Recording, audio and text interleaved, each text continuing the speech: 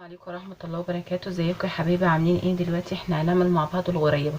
المقادير بتاعت الغريبة هنعمل كوباية زي دي كده، بنحط فيها سمنة وانا ضربتها اهي، هنضربها لحد ما توصل للون ده كده. اللي هنعوزه تاني كوبايتين بنفس الكوباية اللي معايره بيها السمنة، كوبايتين دقيق، نص كوباية سكر بودرة، رشة فانيليا، هنحط رشة فانيليا، ومعلقة لبن بودرة زي ما انتم شايفين. دلوقتي انا ضربت السمنه بالشكل ده لحد ما وصلت بالشكل ده كده، هضربها برده شويه كمان، وبعد كده هنزل بالسكر واضربها.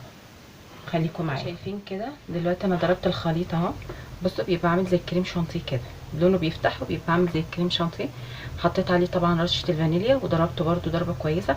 شوفوا بيبقى خالص تقيل بالشكل ده. دلوقتي هنزل باللبن البودره، اهو هنزل بيه، وهنزل برشه ملح صغيره، وهرجع اضربه ضربه صغيره يا دوب يختلط اللبن البودره مع الخليط. ماشي. وبعد كده هنزل بالدقيق، رشه ملح صغيره،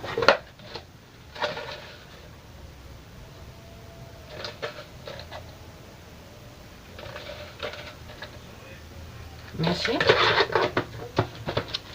وهرجع اضرب تاني، طبعا هضرب اللبن البودره مع الخليط اللي هو السمنه بالسكر، وضربته لحد ما بقى عامل زي الكريم شانتيه.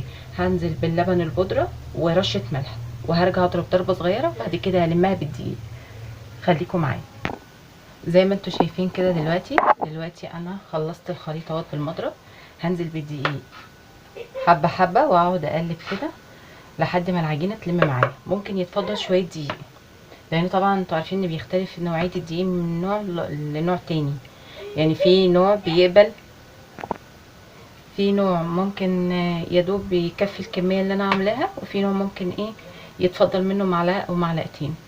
ماشي. انا هجهزها وارجع لكم. انتوا شايفين كده دلوقتي انا خلصت العجينه، لميتها اهيت، حطيت لها دقيق ولميتها. في الاول هي هتفرول منكم، وبعد كده لما تعجنوها كويس، طبعا هي ما بتتعجنش جامد، يا دوب بتلمي العجينه. لما تلمي العجينه كويس هتلاقيها اتلمت معاكي. وطبعا تفضل شويه دقيق صغيرين عشان تختبريها، تشوفيها اذا كانت العجينه مظبوطه ولا لا، ولا عايزه دقيق كمان.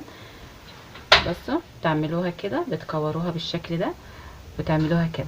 مادام ما شققتش معاكم يبقى ان شاء الله تطلع حلوه. شوفوا شكلها. ماشي. هجهز معانا صينيه وارجع اوريها لكم. خليكم معايا. وده بيكون شكله بعد ما شكلته، بعد ما شكلت الغريبه، ده بيكون شكلها. دلوقتي انا بسخن الفرن وهطفي من فوق، واخلي الشبكه في النص، وهخليه من تحت وسط. ماشي. دلوقتي هدخله في الفرن. هو دلوقتي الفرن سخن، هدخل صينيه الفرن وهسويها وهرجع اوريها. زي ما انتوا شايفين ده بيكون شكلها.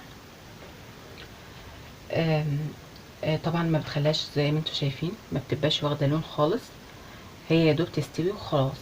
وطبعا ما جيتش يمها لما بردت خالص. طول ما هي طريه، طول ما هي السخن، طول ما هي سخنه مش هتعرفي تيجي يمها خالص، لازم تبرد علشان تعرفي تمسكيها. ده بيكون شكلها.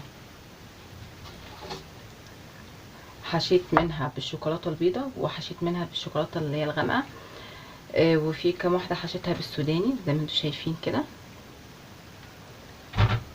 لو عجبتكم عايزه لايك وشير وتعليق حلو منكم يخليني اقدم لكم وصفات اكتر. ومع السلامه.